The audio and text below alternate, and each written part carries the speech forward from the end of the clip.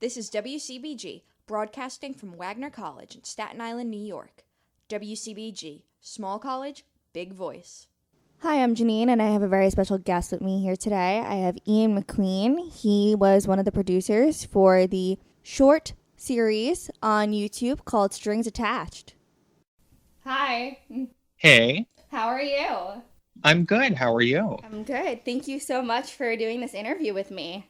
Yeah, of course. Thanks for thinking of me. Of course. I recently decided that we would love to interview people in the community and different bands, and you came to mind when I saw your Web series, web but series. sort of shot in the form of like 5 teeny tiny short films. Do you mind telling me a little bit about it? Sure. So Strings Attached is a 5-episode web miniseries that follows a newly engaged couple who can't seem to get rid of their exes. So we put it together as part of a class at NYU called Intermediate Television Production, more colloquially TV boot camp, because that's essentially what it is. So the summer before this class, and it took place last fall, the summer before, a bunch of students who were signed up for the class and interested in perhaps having their show created sent a short pitch deck to our professor, just outlining what your 5 episodes would be, what characters it would follow, sort of just a very basic general storyline. And on the first day of class, our professor said, hey, here are the 3 showrunners with their shows. They came up. They each presented for about 3 or 4 minutes just to give us all an idea. And then we kind of formed into crews. So most of us had already emailed in and told our professor, you know, we'd really like to do this or we'd really like to do that. So me personally, I emailed and said, you know, I'd love to be part of casting. I'd love to be a producer on one of the shows. So he had kind of mocked up a little bit who might go on what project and what role. So we each kind of went around the room and just, you know, tasked ourselves to this show or that show. And that's sort of where we started. So do you mind telling me about the process on how this became this big thing? Because I saw online that it has a lot of views on YouTube, and I watched some of it, and it's really good. Thank you. Yeah, so I just got like an Instagram memory this morning. A year ago, yesterday, we shot our 2nd episode. And it's crazy that it's already been that long. Our first day of that class was September 3rd, 2018. So that's where we sort of picked our crews. We got ready to go. And we had just about a month before our first shooting weekend. So as a class in total, we were making 3 miniseries. Every series had a dedicated showrunner who was the one who came up with the idea, a dedicated executive producer, and 2 dedicated producers. So those 4 roles were specific to each show. And then pretty much everyone else rotated between all 3 shows, which was fun because every couple weeks we'd get different people in our writer's room with different ideas. We'd get directors with different styles. And it was just kind of nice to, you know, then be able to watch bits and pieces in class and say, oh, this wasn't all my thing or wasn't all your thing. This was in everyone. That first month, pretty much all of September, we just worked on finding locations, worked on finding actors. Our writers would literally do drafts of a script Monday, Tuesday, Wednesday. We'd read them ourselves Thursday and then come into class on Friday, do a read through and just notes. The shows were split up across 5 weekends, 2 in October, 2 in November, and 1 in December. So every weekend, 2 shows out of the 3 were being filmed, and we'd alternate equipment packages with the other crews. So it was pretty intense. It seems like it's like a fast-paced environment of trying to figure out everything that's going on and how to plan it in such a short amount of time. Yeah. I mean, what sort of helped us was the guideline for the class is that each episode couldn't be more than 5 pages, 5 script pages. And our professor really made us stick to that. And he said, it's going to make your story super tight and it's going to make it a little hard and you're going to have to get creative, but when you're on set, you will thank me. And like, he was not kidding. That's fantastic. Can you tell me a little bit about how your experience at NYU and Film influenced how you view the filmmaking process and how you would like to continue with that? Sure. So I'd say up until about mid sophomore year of high school, I knew that working on short films, working, in the school's TV studio, all that kind of stuff was something I liked to do, but I didn't really know how it would pan out for me in the future. And luckily I had conversations with a couple people, a couple teachers who said, if you really like this, you can go to college and do it. And so around then I started looking at schools like NYU, Emerson, BU, USC, and just sort of like looking into their programs and seeing like, oh, I really can go to school for 3-4 years and make this something that I do. So I just liked NYU in terms of being a part of New York City, but also having this place with, beyond just its great reputation, such a diverse group of people, and such a spectrum of like well-respected professors. So I came into NYU knowing that I wanted to produce more than direct, just because as much as I love being full in, like entirely creatively involved down to the details, I still like to be able to have a role that lets me take a step back and say, okay, this is how we're making it happen. This is how we're making sure we take care of all of our actors, how we make sure we take care of all of our crew. And so I just knew that being a producer would sort of give me the flexibility to be able to do both. Originally, I had come into NYU wanting to produce for film. I just figured, I'm here studying film. Film is the way to go. I want to produce for film. And then I kind of realized throughout freshman and sophomore year, oh, I think I want to produce for TV. We had a studio class that I took my sophomore year. And I thought like, well, this is fun. I could really see myself being more interested in doing something that goes episode by episode, where it can kind of change from day to day, and where you're not necessarily working on one story for a year and a half, like you might with a film. So when I heard that there was this intermediate television class, I thought, well, this sounds great, and I'll just dive right in. And it ended up being kind of exactly what I wanted. I didn't really, want to, at that point, I knew I didn't want to make an advanced level narrative film to graduate. Those classes get full really fast. There's a lot of competition. It's still, once you're in the class, a pitching process to be able to get NYU's funding for your film. So I thought, I will be really content and feel like I've done the work that I want to do if I can just jump all in into a project like this. So it was kind of the perfect opportunity. Is there a favorite class that you took at your time at NYU? It can be related to film. It doesn't have to be related to film. Whatever you think. Sure. Well, aside from this one, I think that freshman year, they have it split into 2 semesters in terms of one of your semesters is your visual focused semester, as they say, and the other one is your audio semester. So I kind of wasn't sure about that going in. I mean, I was, willing to just trust the process and see what would happen. But I just kind of wasn't sure how that would break down. Would I like focusing mostly on visuals with no sound for a semester and then having to do the opposite another semester? But we had to do this class for our audio semester called Sound Image. And essentially, our first 3 out of 5 projects in that class were entirely sound-based. One of them was a narrative, so just tell a story, bring in sound effects, bring in, if you were telling a personal story, bring in snippets from your own life, bring in other people's voices. And so that was really interesting because you kind of had to think, okay, well, even if I have this story that's, incredibly visual in my mind, how do I make it visual for other people? And then that sort of transitioned into, we did more of an interview project.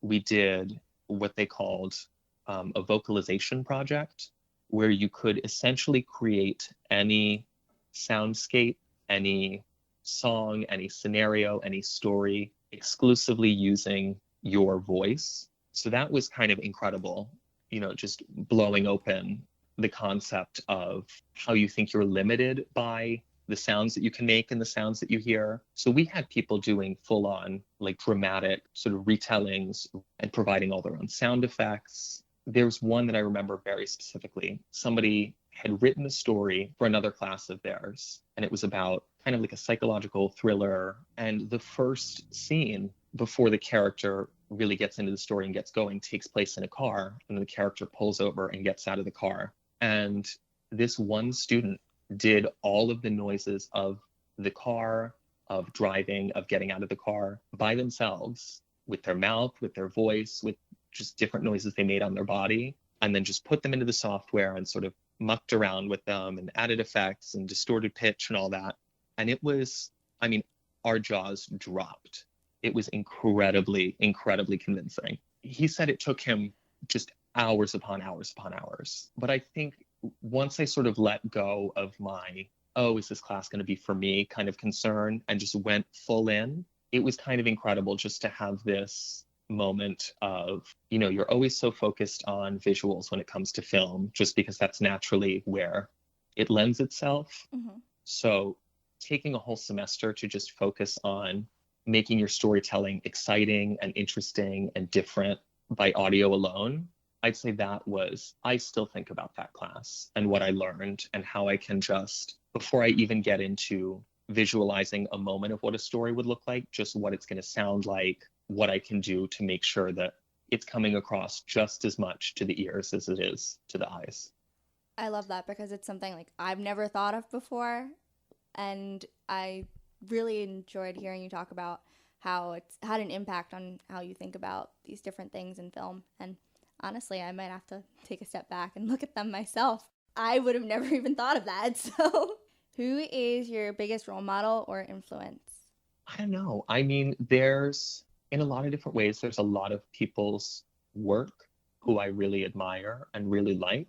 I'd say in terms of storytelling, in terms of sort of shaping what a film can do and the way a story can be told, I really gravitate towards Christopher Nolan.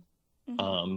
Films like Interstellar, like Dunkirk, ones that kind of play through a story and you think, well, okay, that was one thing on the surface, but that was a whole other thing. Or they'll just have this moment of you're watching a story, and suddenly something just kind of shifts a little bit with the way time moves, or something shifts a little bit with the way the characters interact.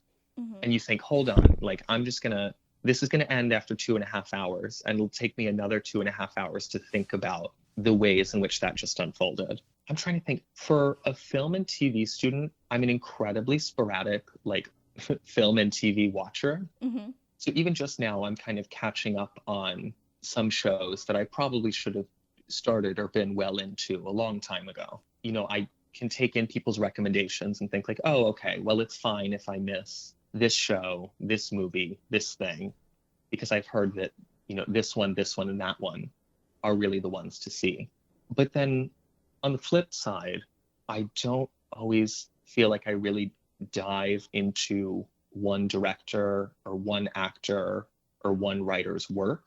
So on that topic, I was going to say, is there a TV show that you've really been like, I need to sit down and binge watch this right now? Well, I'm currently finishing up. This is one of the ones that I delayed for a little while, and now I'm getting back on the train. I'm currently finishing up season 3 of The Good Place, mm-hmm. Which I feel like when we were making Strings Attached, we kind of wanted to keep the tonal balance that they have, where it's a lot of fun to watch. You like these characters, you're easily endeared to them, but they don't feel all surface level. And when when you get to these serious moments, they're not afraid to just settle in for a little bit and say, sure, this is a comedy, mm-hmm. but we're going to sit down and let these characters be serious so that the funny bits can be funnier as you get to know them as people. I like how you talk about that, because it's super important to have a character that's rooted in this reality that everyone can relate to.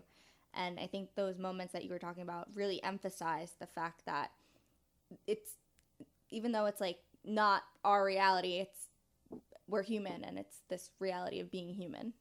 And I'd say another show, not really in that vein, but that you can kind of take something similar from, is Fleabag, which I heard about from pretty much everybody who walked and breathed. And finally, a couple weekends ago, I just went through, and they're like 6 or 7 episode seasons, so it was easy to make it through both seasons in a couple days.